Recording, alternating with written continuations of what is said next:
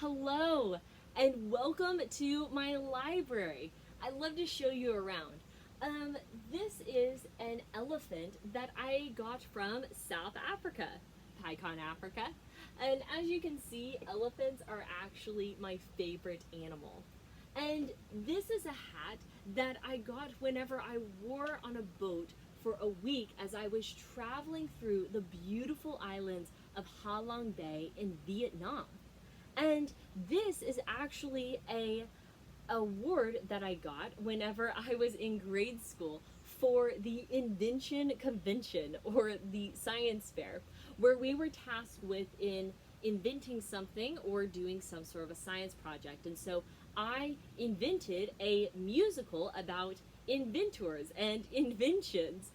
And so you can see that I have been studying innovation and inventions and creativity for a very long time. My name is Amber Vandenberg, and I am the founder of the Pathways Group. And we travel all over the world helping teams in effective leadership, team building, and strategic HR so that teams can perform at a higher level and be more effective, more efficient, and more enjoyable. And I've found in this season, especially working more remotely, that many of us are struggling from a little bit of screen fatigue.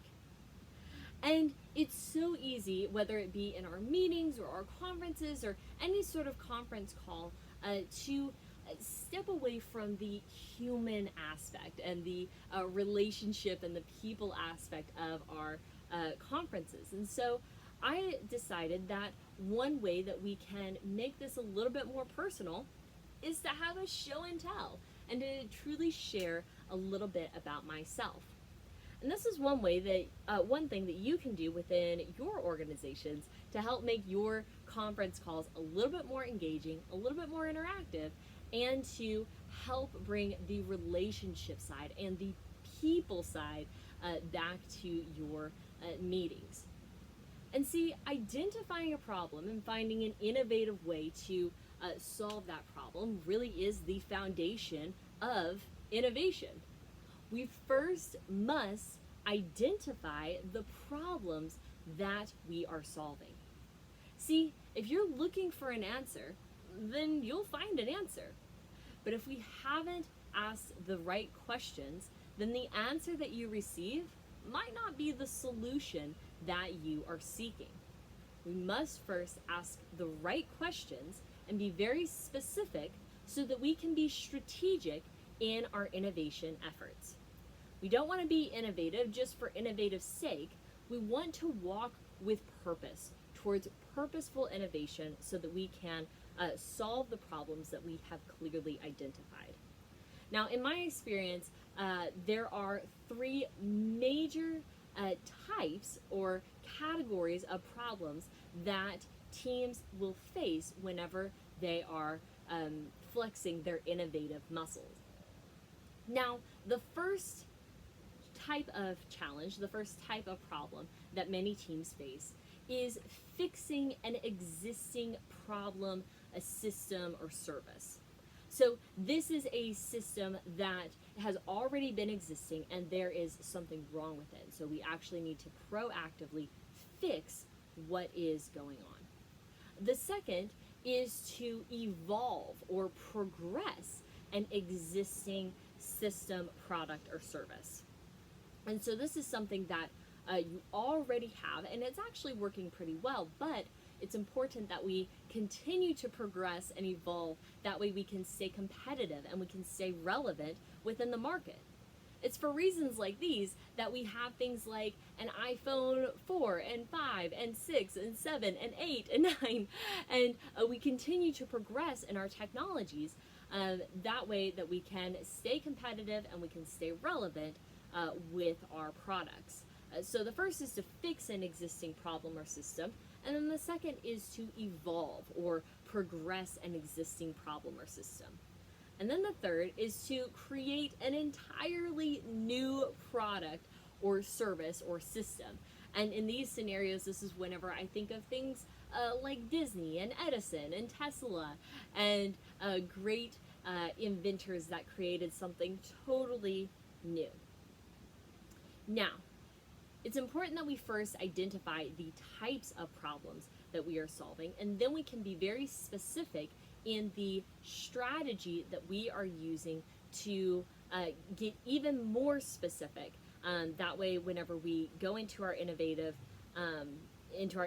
activities, we know exactly what problems we're solving. So if we are seeking to fix an existing problem, fix an existing system or product, then it's important that we do a causal analysis, that we really get down to the root cause of what specifically we are fixing. In the same regard, if you are evolving or if you are progressing an existing product or service or system, then it's important that you do a little bit of value engineering, and you actually pinpoint what is great about the current product that you can build upon. And again, just do a real in-depth look at the value engineering of what is great about your current product that you can continue to progress. And then as we are creating something entirely new, that's whenever we have a little bit less constrictions of identifying what problem more externally that we are looking to solve and looking to progress in. And it's really important that we identify what problem we're actually solving so that we can be very strategic in the way that we are solving those problems. Again, if you want an answer, you're going to find an answer. If we don't ask the right questions, then that answer might not be the solution. Let me give you an example. What is 5 plus 5? The answer is 10. But what if I ask the question this way? What two numbers equal 10? By asking the question just slightly differently, I open the doors to a lot of new answers. A 6 plus 4, 7 plus 3, 9 plus 1. I have a variety of different answers in addition to 5 plus 5 that I can receive so that I can be very strategic and have a lot of options to solve the problem within my team. So it's very important that we take the time to ask the right questions. Now, after we have identified what problem we are actually solving, then it's important that we create an environment where we can be our most innovative self. And this requires seeking balance in a few different areas. The first is seeking a balance within our flow. There is a psychologist named Mihai Csikszentmihalyi. I think I said that right. And he writes about the importance of finding a balance between our current ability and what we currently can do and the level of challenges that we take on.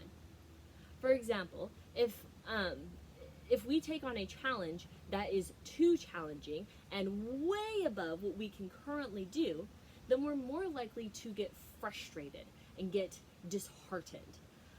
For example, if I am not a runner, if I'm a very bad runner, then deciding to run 20 miles in the first day is probably going to be too much of a challenge and is going to be very disheartening, and I will more than likely become frustrated and quit, and I won't hit into my flow state. However, if I am a very, very experienced runner and I already run 10, 13 miles a day, then maybe adding on 15 miles isn't going to 15 miles from 13 miles. That's a challenge, but it is within my level of ability. It's something that I can do. In the same regard, if I'm used to running 10 miles a day and then I decide to run a mile, then that will more than likely be a little too easy for me, right? So it's not going to challenge me in the way that I am normally challenged, and I am more than likely going to become disinterested, bored, disengaged, and not really enter into my most creative flow state. And so we've seen this within baking, of non-bakers trying to bake something very elaborate, or great bakers trying to make toast, right? And so it's important that you find that balance in identifying your current ability and what you can do, and then identifying the challenge. That way you are more than likely able to enter into your flow state, and really unlock your most creative genius. So that's the first real balance that we seek in creating a highly innovative environment. The second is creating an environment that has some level of framework and constraints. Studies show that having no constraints is actually poor, or not productive for innovation efforts. We actually strive on some framework and some constraints.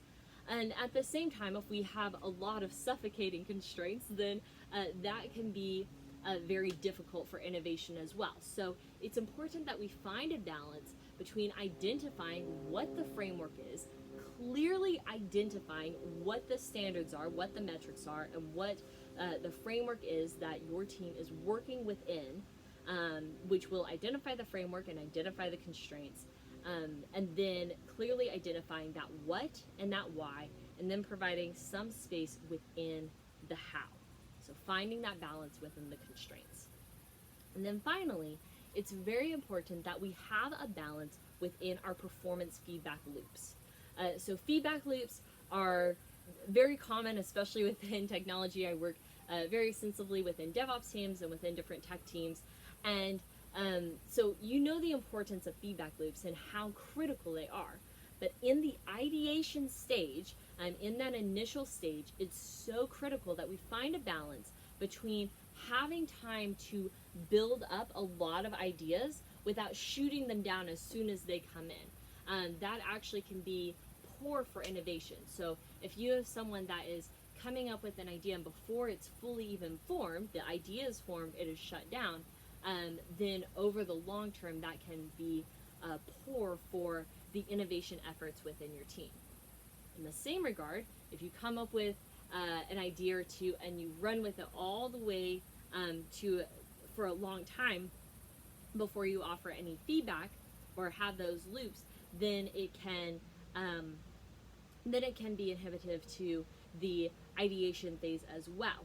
And so it's important that you take time to come up with your ideas and to truly explore in that ideation phase, but then you also have time within that feedback loop to give timely feedback, so you can truly assess the quality of the ideas and the feasibility of the ideas within implementation.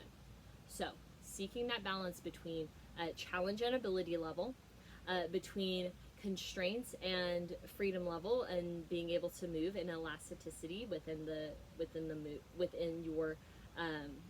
your team, and then also within your feedback loops of allowing time for ideation to happen, but then also allowing time for those feedback loops to really come into play.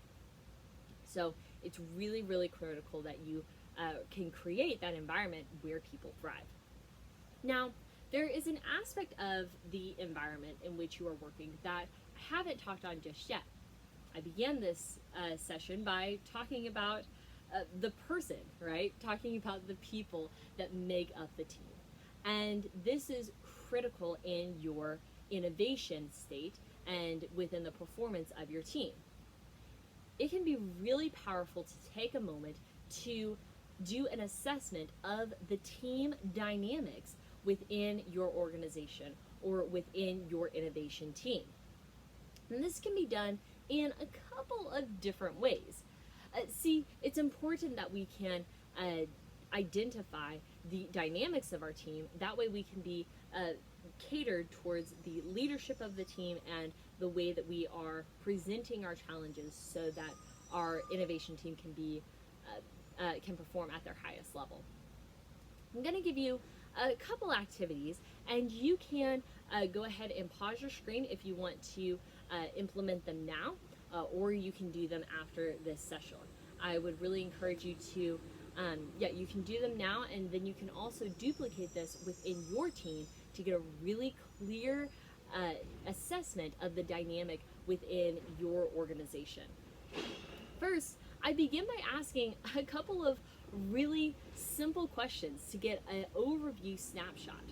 For example, if you feel comfortable engaging in conflict, then go ahead and lean to the right side of your screen. If you feel uncomfortable confronting conflict, go to the left side. If you prefer phone calls and Zoom calls, go to the right side of your screen. If you prefer emails and texts, then go to the left side.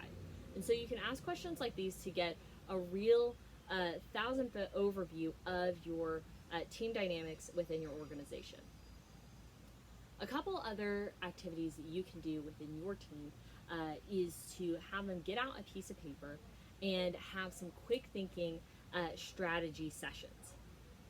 I'll give you an example. I want you to take out a piece of paper and have a writing utensil, and you will have 90 seconds, so a minute and a half, to draw as many circle object items, right? So items that are a circle shape as you can, okay? No cheating, no cheating. Wait till you start that line. All right, so you are going to take a moment. You can pause the screen now, or you can do this afterwards, and spend that 90 seconds to draw as many circle items as you can. Ready? Go. Okay. Either you're back, or you're going to do this later. As you are working with your teams, there's a couple different questions that you can ask that can be really insightful about your team dynamics within this very short, less than 2-minute activity. See, some team members might have 7 or 8 different circle objects. You might have a football or soccer ball, you might have a basketball, you might have an orange or an apple, you might have a smiley face, you might have a Mickey Mouse, you might have a ring or a necklace. There's a lot of different things that you might have created within your, within this activity. Some people might have 7 or 8. There might be other people on your team that have 13 or 15 or 20. And so this can give you a good idea of the type of mindset that is going on within your team. See, this is really insightful because there are some team members, a type of innovation, that will come up with a lot of ideas very, very quickly. But you'll notice, more than likely, they will be very short. They won't have a lot of details, and they will, they'll be very short and they won't have a lot of details. You'll notice more than likely that the latter half, so if you take all of the drawings and you split it in two, of the first drawings that were drawn and the second, then the latter half will more than likely be the more innovative side. In the same regard, you might have people on your team that didn't draw as many circle item objects, but they are more detailed. They might be a little bit more thought through in that time. And this is going to be a really good snapshot to see how the innovation dynamic will more than likely work within your team.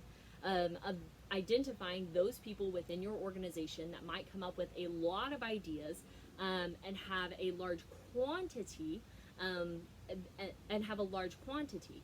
And it will also help you identify those within your team that might have more strengths within the details and within the strategy and within thinking through all of the details within the ideation phase. So this is a really quick activity that you can do to see those different dynamics. And you can debrief this a couple of different ways to get a snapshot of the dynamics and then also engage in proactive conversations. Now, proactive conversations is a really powerful tool that I use that, again, only takes a couple of minutes, and it really goes like this. I come to teams at the beginning of a project, whenever we take on a new client, whenever I'm new to a team, and I say, at some point in this project, I'm going to fail you. At some point in this relationship, there's going to be conflict, there's going to be tension, there's going to be heat. And even now, after we have done this activity, I have a pretty good idea of where that conflict might lie. And this could be in a circle activity. I'm going to give you a couple other activities here in a minute that will help you identify specifically maybe types of conflict and also types of areas in which your team members can complement each other. And so you're able to say, while the emotions are low now, let us have a proactive conversation to address how we want to handle this situation. And this is a couple things. It normalizes conflict. It sets an expectation of conflict. And if you are engaging in healthy innovation and healthy creativity, then there should be healthy conflict.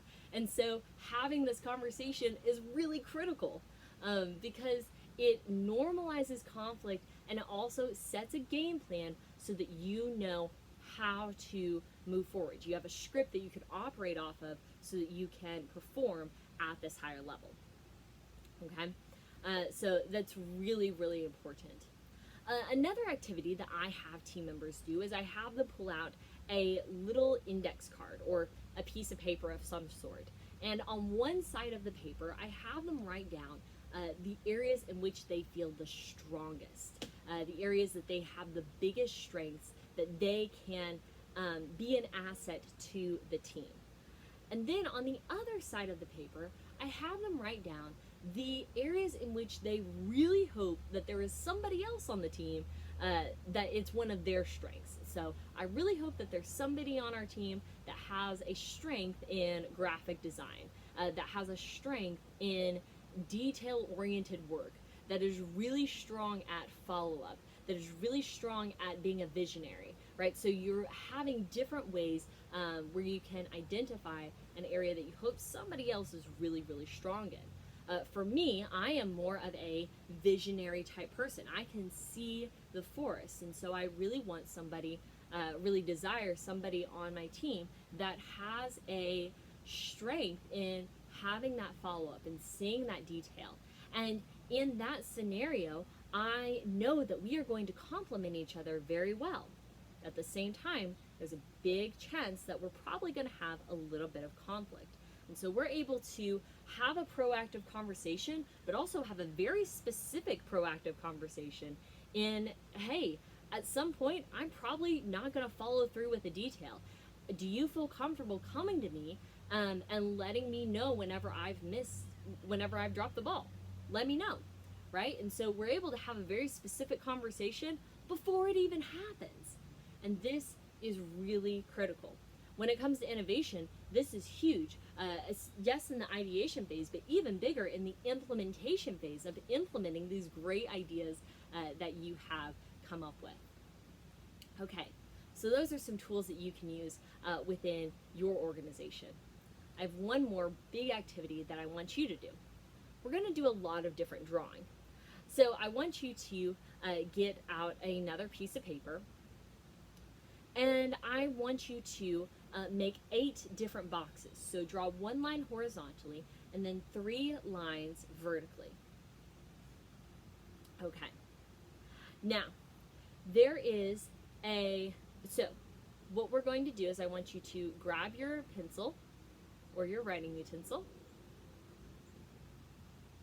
and I'm going to give you your challenge.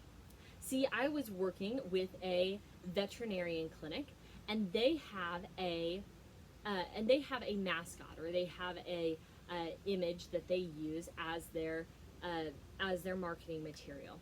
And the image is this. Let me grab it. It is this dog. Now, as you can see, this dog it looks a little bit sad, and so we've gotten some feedback that the dog looks too sad, but our customers love the floppy ears and they love the fact that it is a dog. And so our job is to redesign a new dog as their mascot. Some of you might not be front-end developers, but just try your best. I drew this dog. So this is the dog that we are going to try to redesign. In your 8 boxes, you are going to have 20 seconds per box to draw a dog. So I encourage you to get out a timer of some sort and put it for every 15 seconds or every 20 seconds, depending on what type of challenge you want to do, and have it beep every 15 to 20 seconds. Whenever the timer goes off, you immediately move to the next box and you draw the next dog. So this whole activity should take a couple of minutes. You can pause this video now, or you can do this at the end of this session. I would encourage you to do something like this within your team. All right, so when you're ready, you can pause now and I'll wait for you to come back. Okay, so welcome back if you decided to do that activity right then. Man, that can be a very difficult activity. So I really appreciate you taking the time to draw that many different dogs. One thing that I'll do with teams is then instruct teams to post their pictures of their dogs to the Slack channel or to their different communication devices and share these ideas within their team. And then you can start new threads and you can start real-time virtual collaboration within your organization. So some people do use Microsoft Teams, they use Google Teams. I use Slack most generally within teams that I'm doing this so that we can create those threads and have that real-time conversation. But at the end of the day, you're able to come up with a better looking dog, and you can identify the things that you liked about some pictures and the things that maybe the things that you liked about different pictures to bring them together to create an overall better product. So in this scenario, we decided the type of problem we wanted to solve. We found out what we liked and what we didn't like about the current product that we had, and then we were able to be specific in our innovation and then be very effective in our collaboration in deciding for a new product. This is kind of a fun setup that I've done, but I've used other prompts such as a new product design, a new website design. You can use a variety of different prompts to be very specific within your organization so that you can create better product. See, this is very critical. We have to have other people within our team so that we can be specific in the way that we are creating our product. See, if you can achieve your dreams all on your own, then you're probably not dreaming big enough. We have to include more people than ourselves to achieve something bigger than ourselves. It comes back to the beginning of this session. We have to include people, we have to include humans in order to create something great. See, we are in a very unique and special time right now. See, in decades past, innovation has been born out of opportunity. But in this season, innovation will be born out of necessity. And that is exciting. And that sets the stage for an entirely new season, an entirely new chapter of innovation within our organizations and within society as a whole. See, the level that we created a problem will not be the same level that we solved the problem. We must rise above it. So, PyCon Africa, are you ready to rise up, to solve our challenges, and to truly unlock your most innovative self? Together, we can rise up to excellence and we can reach new heights.